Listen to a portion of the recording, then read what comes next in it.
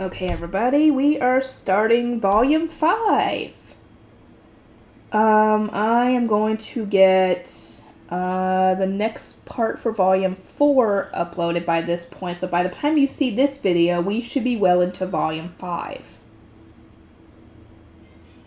So let us continue. We are in Volume 5 now. 1. The Spider and the Vampire.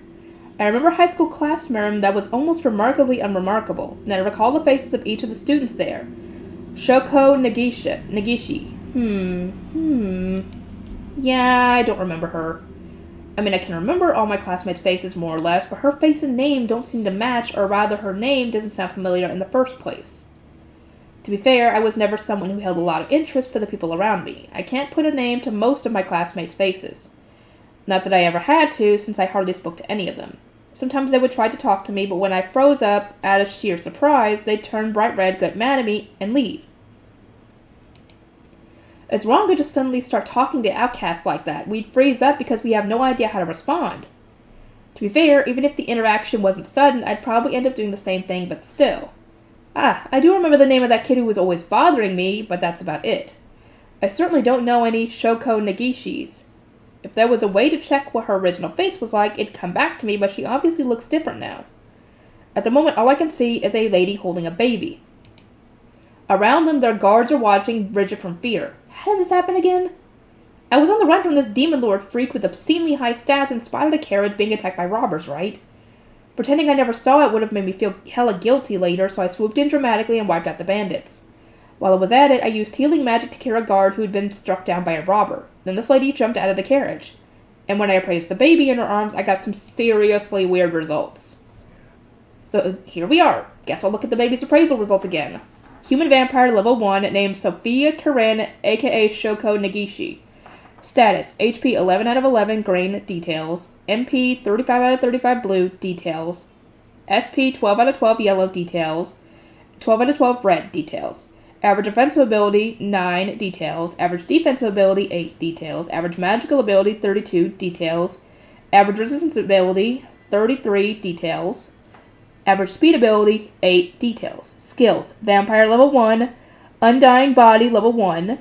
HP Auto Recovery level 1. Magic Power Perception level 3. Magic Power Operations level 3. Hold on. Night Vision level 1, 5 Senses Enhancement, level 1, the weird gobbledygook one, and skill points, 75,000, titles, Vampire, and Progenitor. Yep, it still shows 2 names whenever I look at it. And the second one couldn't be more Japanese sounding. I don't recognize it specifically, but this baby must be one of my former classmates. She even has the weird skill, so there's no doubt about it. According to what this self-proclaimed evil god D told me, all the students who were in the classroom with me were reincarnated into this world. It's been a pretty long time since I was reborn as a spider, but this is the first time I've encountered another reincarnation. Well, not much to do but accept it. I mean, this is a strange situation, but I guess it's kind of like running into a fellow Japanese person while traveling abroad. I wasn't close with anyone in my class, so that's about the level of emotion I feel after encountering one of them. What more do you want? I was an outcast. Let's put aside for now the fact that she's a fellow reincarnation. Besides, there's already plenty of weird stuff to unpack here. First of all, what's up with that race situation? A human and a vampire. Does this mean that she used to be human but has her blood sucked and became a vampire or whatever? Good question. I do not know. Although I have no idea whether vampire lore works the same way in this world as it usually did on Earth, for now I guess I'll get some information on that with appraisal. Vampire, a ruler of the night who lives by sucking the blood of others. Members of this race are very strong, but also suffer many weaknesses. Many vampires originally belong to one other race and take on the characteristics of their primary race. Purebreds, who are born as vampires, are known as progenitors. She has the progenitor title, so that means she was born as a vampire. Well then, I guess vampires here are pretty much identical to what I thought. Wait a second though. It said that purebreds who are born vampires are called progenitors. Because she's totally got the progenitor title right there. So, what's going on? The child was born a vampire. Does that mean her parents are vampires or what? I don't know. That is a good wet question. I was kind of confused by that as well. But according to appraisal, the woman who's holding this baby is human. This lady's name is Sarah Karen. Sarah's last name is the baby bloodsucker. If you put two and two together, this means this lady is definitely the kid's mother. Her mother is human. Is her father a vampire then? Maybe she has two races because she's half human, half vampire? Well, her father doesn't seem to be tagging along, so I don't have any way of knowing for sure. I mean, you could just follow them. Everyone else here seems to be human too, which means this mystery isn't entirely solved, but I can't find out just by thinking about it, so let's put that aside for now too. Next on the list of weird stuff. Why does she have so many skills? She's just a baby, meaning she should barely even be able to move on her own, let her mind acquire a bunch of skills. What's up with that? She's got more of them than some weak monsters that live in the labyrinth. All I had when I was first born was poison fang, spider thread, poison resistance, night vision, skanda, and the whatever. Now that I think about it, I actually had quite a few skills when I was born too. Still though, I had 6 to start out with, while this baby bloodsucker has 8. A difference of 2 skills. 2 whole skills! That's a huge gap, you know. This isn't fair. Oh, wait a second, though.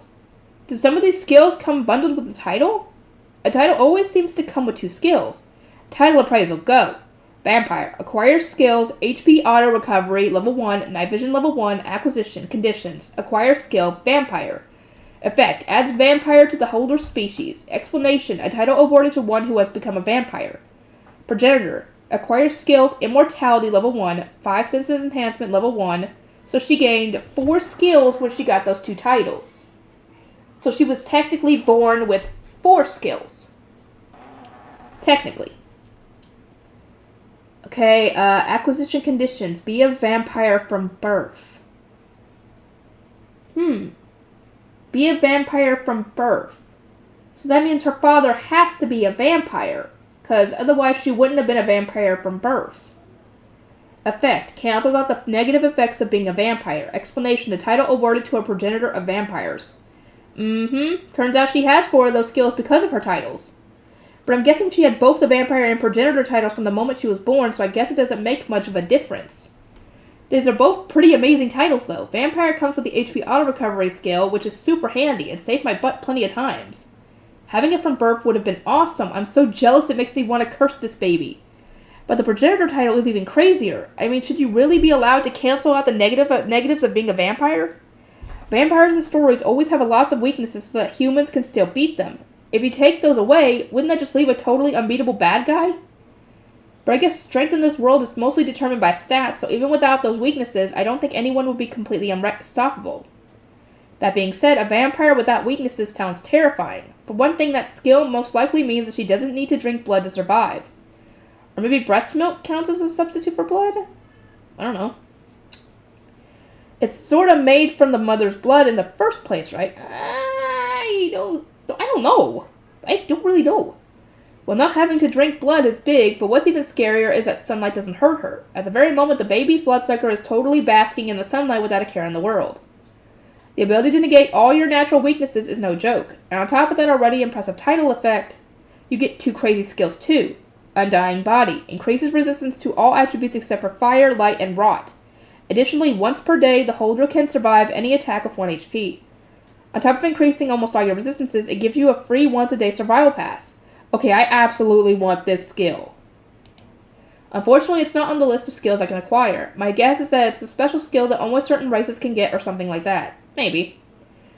I mean, you could appraise it and see what it says. There's no way I would have overlooked such a useful skill. 5 senses enhancement is also quite useful, so all in all, the progenitor title is insane. Whatever. I got the skill immortality anyway. I can survive any skill however many times I want. Not just one stupid chance a day. I got nothing to be jealous of. Whew. I nearly fell victim to the green monster of jealousy there. Now that I look at it, though, I guess most of these skills are vampire-related. I mean, half of them come from vampire titles in the first place. Being born a vampire is a pretty sweet deal. Huh? Wait a sec. What's this kid's special reincarnation skill? I got Skanda as a bonus for being a reincarnation, so Dracula Jr. here should have one too, right? Out of the 8, it can't be any of the 4 that came from a title. And the whatever is a skill that all reincarnations have, so that's not it either. Which leaves Vampire, Magic Power Perception, and Magic Power Operation, but those last 2 would make a pretty lame bonus skill. They're both important, but they're pretty easy to acquire down the line and not nearly as big as an advantage as my Skanda skill. I seriously doubt Dee would have picked out something so plain. So by process of elimination, her reincarnation bonus skill is Vampire. Which means that the reason this kid is a vampire is because that's what she got for being a reincarnation. That would make sense. The description for the vampire title did say that it gets added to your species when you get the skill. Wait, what's that supposed to mean then? So it's entirely possible this kid's father is a normal human too. Man, that would seriously suck. Judging by this lady's clothes and their fancy carriage, she's got to be the wife of some big shot. And their daughter is a vampire. Yikes, that's definitely not going to end well. But knowing that Schadenfreude-loving D, I wouldn't be surprised if it's all set up that way on purpose. Oh, now that I'm thinking about it, if she had actually managed to get to the point where she gets appraised, at level 10, or not level 10, at age 10, those skills would cause an uproar, to be fair. I mean, I guess I can't say for sure, but don't come crying to me later if I'm right. It's got nothing to do with me anyway. I'm actually most concerned about weird detail number 3, those skill points. What do you mean 75,000? When I was born, I had only 100 lousy skill points. That's 750 times more. 750! Having a few extra skills is one thing. Sure, I'm a little jealous she came right out of the gate with HP auto recovery, undying body, and everything else, but I did get to start with handy skills like spider thread and skanda. But those skill points, that's seriously not cool. With 75,000 skill points, you could pick up anything and everything that catches your eye. If I had that many skill points when I was born, I would have had a way easier time. You probably would have, yeah. This is so unfair. It's unreasonable. God in this world. Oh wait, yes there is. A really mean-spirited, self-proclaimed evil one. Damn you, D. This is just another one of your traps. This time I'm definitely protesting against this unfair treatment. On the one hand, you've got me born as a wimpy spider monster in the world's biggest and most dangerous labyrinth. On the other hand, you've got this vampire baby who was born into a high-class family. That alone is a huge freaking difference. But whatever. I might have been born a monster, but I'm super strong now. Who needs to grow up in the lap of luxury? Not me, that's for sure. Well, I've gotten rather preoccupied griping about the injustice of the world, but to everyone else, I just look like a scary spider monster who's staring at a baby. That's bound to lead to some misunderstanding. Since I'm using thought acceleration, this whole inner monologue took me only a few seconds. Still, those seconds must have felt long to these humans. I was staring at the baby the whole time, and the baby stared right back. The Saris lady is desperately trying to tell me something, but unfortunately for her, I don't understand a single word of this world's language. If you'd like to talk, learn Japanese first, then get back to me, please. That being said, I literally can't talk, so I'd only be listening regardless. And even if I could speak, my social skills are so crappy that we still wouldn't get anywhere. I'm an outcast, alright. And we outcasts don't like being the center of attention. Between the baby, her mom, and their guards all staring at me, I'm actually extremely uncomfortable. Maybe in a staring contest with a spider, a lady trying to communicate with said spider, and a bunch of guards standing around watching. What kind of weird setup for a joke is this? I wish I knew the punchline. This is just too weird. In fact, I can't take it anymore. I'm just gonna bolt. Yep, I'm taking off now. Miss Sarah shouts something after me, but I'm just gonna ignore her. I hope the baby bloodsucker who turned out to be my fellow reincarnation will have a safe and happy life, I guess. And that D doesn't mess with her too much. Yeah, it'll be fine. Definitely seems easier than being reborn as a spider. When I was born, the first thing I had laid eyes on was a cannibalistic bloodbath for my brothers and sisters, remember? I worked real hard to survive and eventually wound up being targeted by a genuine demon lord. Haha, my spider life has been crazy from day one. Yeah, she'll have an easier time than I did, I'm sure. Okay. S1, 2 days before the battle. We've been in the elf village for 3 days now. On the first day, we were so tired from the journey that we went to sleep as soon as we were given rooms. And on the second day, we were reunited with the reincarnations who live in the elf village. So what are we going to do from day 3? I would have liked to spend more time bonding with my fellow reincarnations like the day before, but with Hugo's Imperial Army closing in fast, I don't think this is the time for that. We could ask them for information, but since the elves have basically forced all the reincarnations to live here isolated from the outside world, I doubt they would know anything that would help in this situation. There's a lot I want to ask them about the elves, their thoughts on Miss Oka, and so on, but that can wait until after we've done something about the closing army. For now, I have to focus on the battle ahead. Charging into battle alongside our teacher and the elves when I'm not entirely sure if I could trust them isn't the most comforting feeling. But surely the elves won't stab us in the back. I don't think they will, at least. I would hope not. The scary thing is, thinking back on the words and behavior of Patimus and the elves who've been assigned to us as stewards, I can't say it's impossible. 2 stewards have been assigned to everyone in our visiting party, and they generally follow us everywhere. Despite their job title, they have yet to do a single thing to help us. It's obvious they're here to keep a watch on us under the superficial guise of serving as our stewards, and their attitudes have clearly indicated that they have no interest in being friendly with us. When we first met and I asked their names, their terse response consisted of only, "You don't need to know." On top of that, they didn't make any effort to learn our names either. Their total indifference toward us was extremely clear. I tried to talk to them anyway in the hopes of getting through somehow, but if I don't specifically need anything, they simply ignore me. When ignoring my attempts at conversation doesn't seem to get their point across, they'll go as far as to say, "Please do not speak to us unless it is a matter of importance." Do they really have no intention of working together at all? I'm starting to think that even though he kept our conversation as short as possible, that was Fatimus's idea of being friendly after all. But we haven't seen him since the day we arrived, likely because he's busy preparing for the encroaching battle. Miss Oka is going to join him later too, so we might not meet either of them for a while. After basically being all but tossed aside by our hosts, it's up to me to figure out what to do today. Shun, maybe we should also prepare for battle by going to see this barrier thing. If a fight breaks out, the area beyond the barrier will probably be the battlefield, Hyren suggests. Since I couldn't think of anything else useful to do, it's the perfect suggestion. Out of all of us, there's no doubt Hyren has seen the most battles. His stats are lower than mine, but stats don't measure the strength that comes from having experience. It never would have occurred to me to scout out potential battlefield in advance. Which makes me realize all over again how inexperienced I really am. Soon after, we all head toward the outer perimeter of the elf village to examine the barrier. On the way, we met with some unexpected faces. Yo. Good morning. As we leave the house we've been assigned, we run into 2 of the reincarnations we've been reunited with yesterday, Tagawa and Kushitani. We're the only reincarnations here who can fight, so they said we should start working with you guys.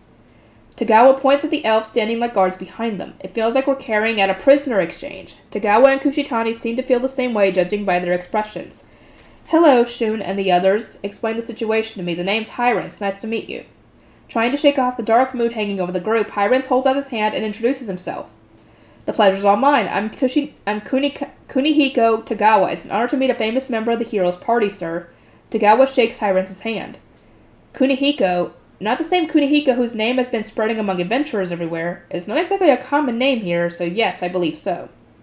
Tagawa grins playfully at the surprised Hyrens. I guess he must actually be pretty famous. Does that make her Asaka, then? The very same. It's nice to meet you. Kushitani gives a little bow. I guess if Tagawa is famous, his partner Asaka would be too. Before they came to the elf village, Tagawa and Kushitani traveled around as adventurers. I didn't have time to ask more about it yesterday, but now I'm getting the impression they got up to more than I first suspected. Well, it's heartening to know that a pair said to be on the fast track to rank S will be on our side. Hyrens' tone is serious. He isn't just flattering them. Sounds like Tagawa and Kushitani are bona fide adventurers. I feel a bit immature in comparison, and I admit some jealousy flared up when Hyrens acknowledged their strength. Compared to them, I haven't made a name for myself in the world at all. Shall we continue our conversation on the way? At Katya's urging, we begin walking under the guidance of the elves. There are 2 elves for each of us, numbering 14 in total. Watching them walk in total silent lines is a little unnerving. What kind of work did you two do? It will be uncomfortable to walk all the way there without talking, so I strike up a conversation with Tagawa. You want to know all about Asaka's and my brave deeds, do you? As soon as he replies, I immediately regret my decision. It does seem like he also wanted to relive the awkward tension of the situation, so maybe he's playing it up on purpose, but I suspect that he's also enjoying a chance to brag. Actually, forget I said anything. Come on, don't be like that. First of all, take a look at this. What do you think? Tagawa produces a sword from his belt. A katana? A pseudo-katana, anyway. I had it made to look like one, Tagawa said proudly. Katanas don't exist in this world, so even if Tagawa's is just an imitation, that still makes it the only one in the world. And on top of that, this katana is a magic sword, too. If parts of a powerful monster are used as ingredients to craft a weapon, it'd sometimes be imbued with a unique effect. Weapons with such effects are called magic swords. A katana that's also a magic sword, wow, that's awesome. That is all I can manage to say. I mean, who doesn't want a powerful magic weapon? Right? This baby was made from the claw of a thunder dragon that Asaka and I brought down, so it's got thunder magic inside. And Asaka's staff there was made from the bone of a wind dragon that we beat another time. That one can make wind magic stronger. Well, so you can make equipment this good if you defeat a dragon, and on closer inspection, the pair's armor looks like it was made from other dragon parts too. Just to be clear, we didn't defeat them all by ourselves, okay? All we did was join forces with a larger group of adventurers. I was very impressed with Tagawa's boasting until Kushitani added a few words in a cold voice to knock him dag a peg. She always seems serious and cool-headed, which clearly hasn't changed in this world. Back then, she was close with the similarly minded class representative, Kudo, but tended to butt heads with Faye. Even now, it seems like she's trying to keep her distance from Faye, whose aversion to serious people hasn't changed either. Modesty is a virtue, but judging by all the materials you've acquired, surely you played a larger role in the battle, no? I'm looking forward to seeing that dragon-slaying strength myself. With a graceful smile, Katia pats Tagawa's shoulder. Tagawa, however, looks a bit perturbed. Listen, no offense, but are you really Ushima? Because you kind of act and talk like a totally different person. Deflecting the suspicions thrown on his character, Tagawa voices some doubts of his own. I can see why, though. Faye and I have gotten used to it by now, but for people who knew her as a man in our previous lives, hearing Katia's ladylike speech can definitely have a jarring effect. That would explain why Tagawa's been acting strange around her, but he clearly couldn't hold back any longer. Still, it's a bit much to say that she's like a totally different person. Katia hasn't changed a bit. Well, of course I do. I was reborn as a woman and the daughter of a noble family, no less. How could I not change growing up under such circumstances? However, Katia's reply directly refutes my personal beliefs that she hasn't changed as a person. I turn to her in surprise and our eyes meet. Katia smiles at me meaningfully. Seeing this, Tagawa and Kushitani exchange glances with expressions I can't quite read. This is the barrier. The elves stop in front of what looks like a thin, transparent film. It stretches to the left and right as far as I can see and upward too. If I stare up long enough, I can see the curve of a fair dome covering us. It's so transparent that I didn't realize it was there until now. But the barrier has been above us all along. Does this extend underground too? Tagawa asks. Yes, in the same way as it does in the sky, one of the elves responds. Which means no one can invade the village by tunneling underneath.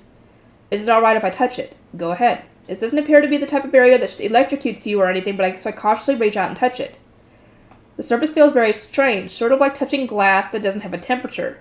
Contrary to its thin appearance, it actually feels quite hard. Mind if I test how sturdy it is? The elf nods at Tagawa's request. As I watch on curiously, Tagawa pulls out his katana and the blade sparks with purple lightning. A crackling sound fills the air when powerful energy converges on his sword. A little alarmed, I warn everyone to step away from Tagawa. Once we're at a safe distance, Tagawa swings his katana. The lightning built up on the blade flies up and smashes into the barrier. A searing flash of light blazes through the area with a loud boom, and the heated air whips up into a gale. I guess I should have expected as much from a magic sword made from dragon parts, and the swordsman who helped slay the dragon. Even simply watching from close by, I can tell just how powerful Tagawa is, and yet, well, damn. Tagawa whistles in admiration. His all-out attack didn't even scratch the barrier. There's no way they can break this, right? It's way too tough, he remarks, sheathing his katana. He must have felt as soon as he attacked that it was impregnable. You want to try too, Faye? Nah, can't be bothered. If that little move didn't work, I'm not going to be able to break it either.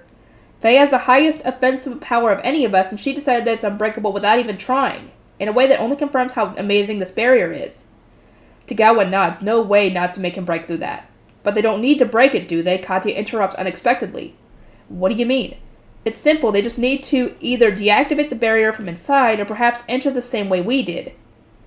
My eyes widen at Katia's calm tone. She's right. If they could do that, they wouldn't need to break anything.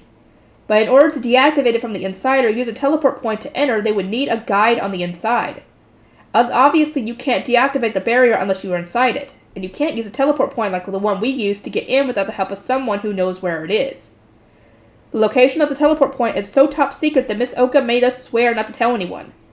The elves must be the only ones who know where it is. Are you implying there could be a traitor among us? One of the elves asked Katia sharply. Just going over every possible scenario that could happen. The other elves are scowling too. They don't seem too happy about the implication. It's strictly hypothetical. As I'm sure you know, Hugo has the ability to brainwash others. Can you be absolutely certain that not a single one of you has been brainwashed? Impossible. We would never succumb to such a thing. The elf's response is entirely dismissive. If you ask me, though, they're underestimating Hugo's power. It's not the kind of thing you can resist simply because your stats are high. Since Katia has been brainwashed herself once, she knows all too well how terrifying that power is. I can't help but be irritated by the way the elves are sneering at her in spite of that. I see, Katia replies evenly. Nevertheless, I will propose temporarily shutting down on the teleport points. Even if no one is brainwashed, it's not impossible that someone could leak one of their locations. She's right. No matter how careful the elves might be, they can't guarantee that the information hasn't slipped out.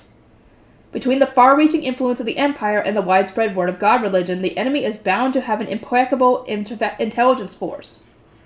They might have monitored the movements of elves outside the village to uncover the location of a teleport point. No need. The curt response shocks us all. No matter what tricks they employ, no mere humans could ever outsmart us. Well, if they end up getting in, then it's not our problem. We warned you. The elf's tone couldn't have been more arrogant. And he's making it clear that he looks down on us too, not just the Imperial Army. Attention gripping us is even worse than before. Faye seems to be the angriest of all. The way she's crossing her arms and glaring at the elves reminds me of how she was like right before she would take out her anger on Walkabout back in her old world. At this rate, she might actually thrash a bunch of them. Luckily sensing this as well, Hirons puts a hand on Faye's shoulder and silently shakes his head. Faye reluctantly reins herself in. I breathe a sigh of relief. Thank goodness we have someone as mature as Hirons around. My eyes also shift toward Anna, who's been hanging her head in silence this entire time. As a half-elf who's been persecuted by elves in the past, she's probably having a hard time with the spat.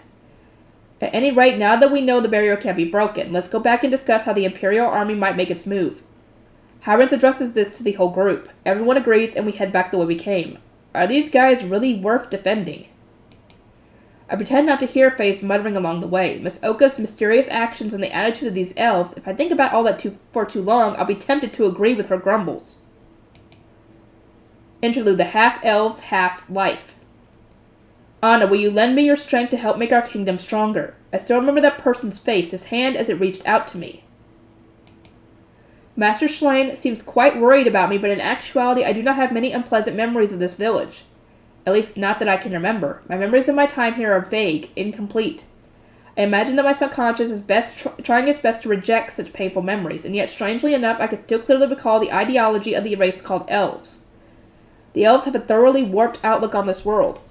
To them, other races are vulgar and inferior. This belief, which could essentially be called elf supremacy, is indoctrinated from a very early age. Personally, I think it developed to cover up an inferiority complex. The elves observe a strict monarchy with Lord Patimus at the top as their chief. From birth, elves are destined to devote their entire lives to serving Lord Patimus, working until the day they die. Though it may be harsh to phrase it this way, they are essentially Lord Patimus' slaves. I believe this is why they look down at other races, to inflate their personal sense of social status. I never realized this until after I left the elf village. Elves are the supreme race. Serving Lord Patimus is the natural order of things, and half-elves are meant to be oppressed. While I lived here, I believed all these things without a shadow of a doubt. It was simply common sense, as obvious as the law of gravity. To the elves, it's only natural to despise the other races, so having a child with someone of an inferior race is inconceivable. Any child born in such a union is bound to be the target of hatred and disgust. I was often subjected to nasty insults, and there were times when it came to physical violence too. Most likely the only reason I wasn't killed is that anything related to the elves, even a half-elf like myself, is the property of Lord Patimus. The other elves could not simply destroy their master's property without his permission. So while I was subjected to terrible abuse, I was allowed to live. That was my life in the elf village, as far as I can tell from piecing together fragments of my time here. My parents are nowhere to be found in these memories. As I have never met them, I have no way of knowing what circumstances led to the birth of a half-elf like me. Eventually, I was driven out of the elf village. This is most likely Lord Patimus' decision. Every elf is the property of Lord Patimus, and their lives are at the mercy of his whims. I was cast out, forced to wander aimlessly from place to place. Until my exile, I was no different from a doll. If the elves are slaves to their master, Lord Patimus, then I was even lower than that. A living sandbag. After I was driven out of the elf village, even I do not understand why I chose to continue living. Why would a doll who had never felt happiness, who could not even recognize despair or as anything but ordinary, try to live on her own? It would almost have been more natural to simply do nothing and let myself starve to death, but I did not die. Instead, I found a reason to live. The first person to grant me this was King Anale a few generations ago. He heard of my magical prowess that I became known for during my wandering, and he said he wanted to take me in. This is the first time I had ever been wanted by anybody. That may have been when my heart was truly born. And so I traveled to the Anale Kingdom, where I had served devotedly ever since. Sadly, the king who first summoned me passed away far too young. But on his deathbed, he entrusted me with the care of his son. I will forever be thankful to the king who trusted an outsider like me. Never will I forget the pride I felt when I realized my service had earned such trust. At that moment, I felt truly glad to have been able to serve him. I made up my mind to remain loyal to the kingdom from then on. Once I made that decision, I began to feel sorry for the race of elves.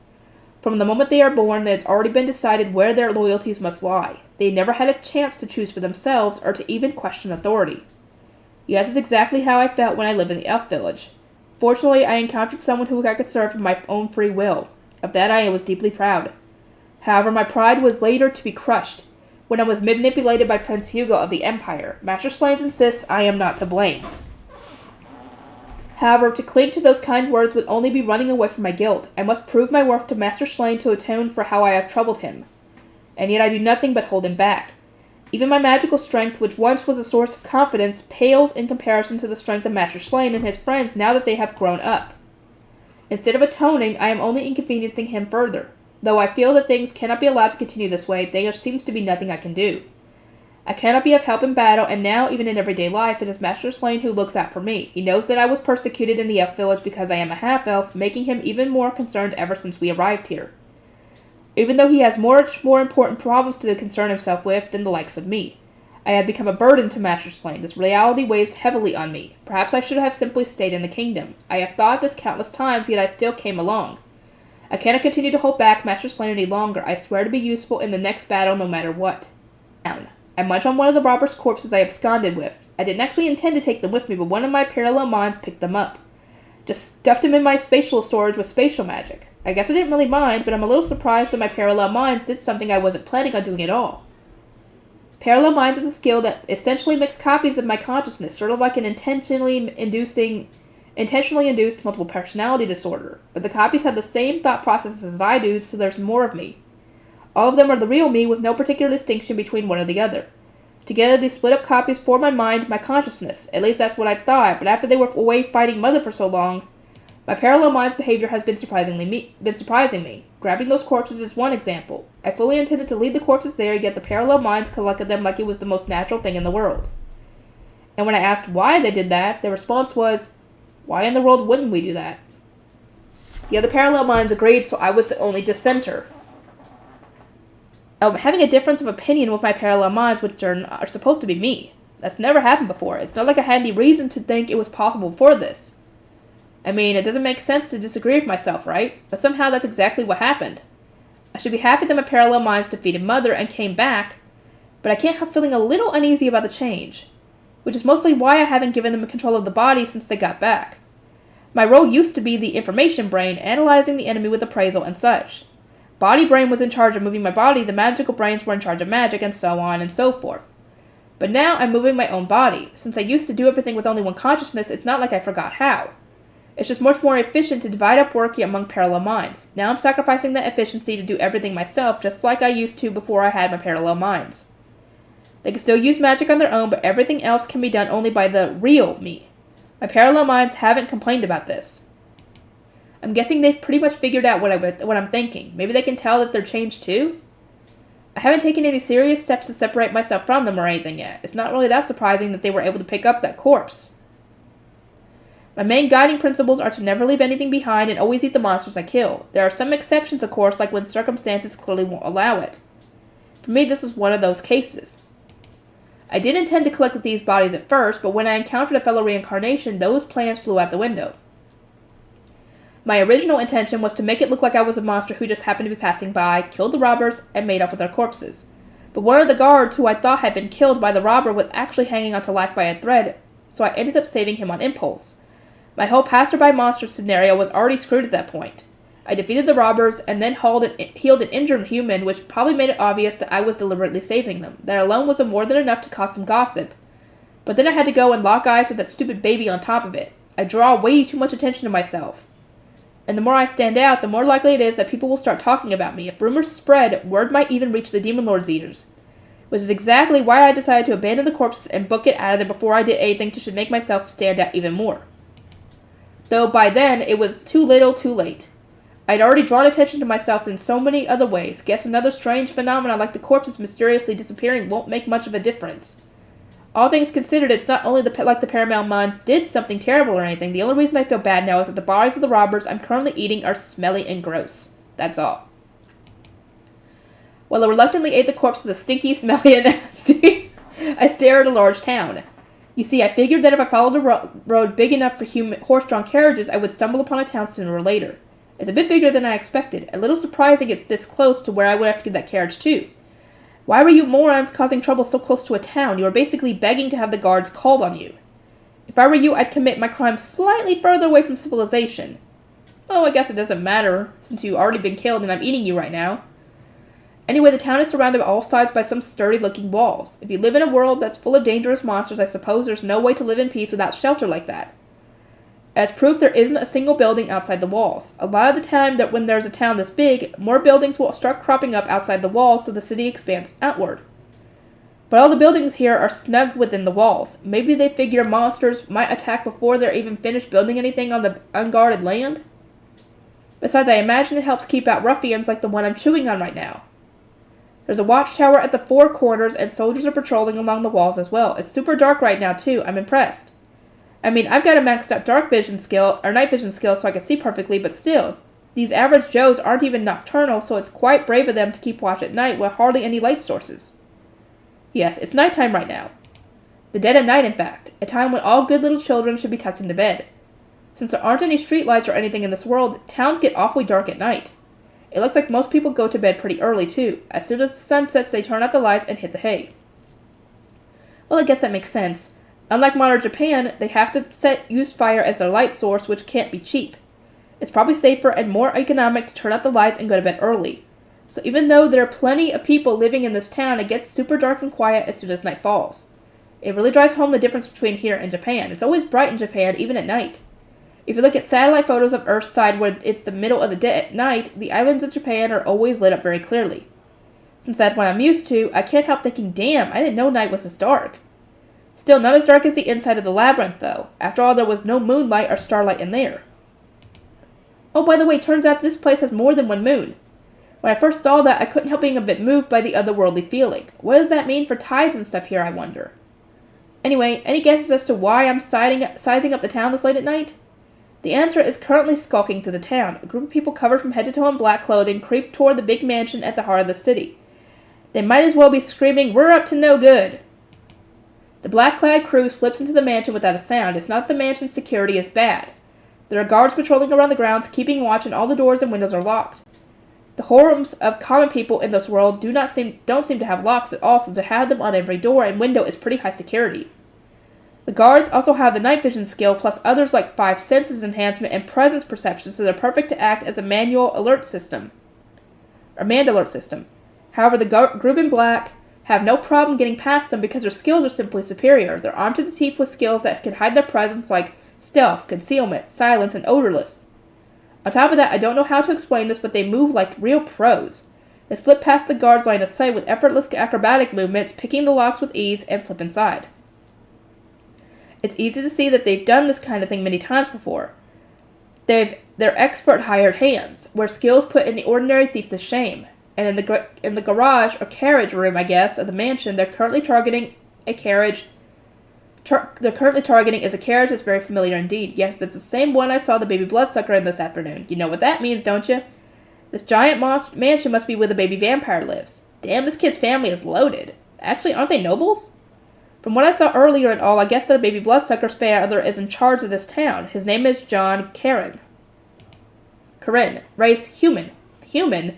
I say it twice because it's important. Good for you, baby Drac. You're a vampire who was born to human parents via some freak mutation. Okay, it's not actually something to laugh about. I don't know how vampires are usually treated in this world, but if an important noble suddenly has a vampire baby, that smells like it'd be trouble in the future. Well, they have to deal with that themselves. I can't hang around and look after them forever. But right now, if I let something bad happen to them right before my eyes, it's going to leave a bad taste in my mouth later. Which is why it's time to bust out my new technique. Panoptic vision plus Jinx evil eye. When I had only clairvoyance, I could see stuff that was far away, but I couldn't appraise it or use evil eyes on it or anything. But guess what? Now that clairvoyance has evolved into panoptic vision, I can totally combine these things. See, I'm still in the forest near the town right now. Even though I'm that far away from the mansion, if I combine panoptic vision with evil eye, I can attack the enemy with 0 chance of retaliation, with perfect accuracy, no less.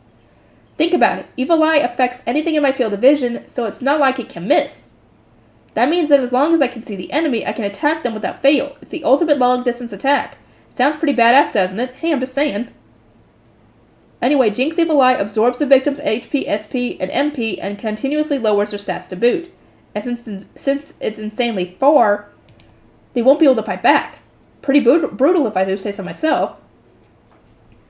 Actually, with my super high magic attack stats, it can kill humans pretty much instantly. So without further ado, I use this nasty little number on the intruders. They collapse on the spot as if they've been struck down by a sudden attack.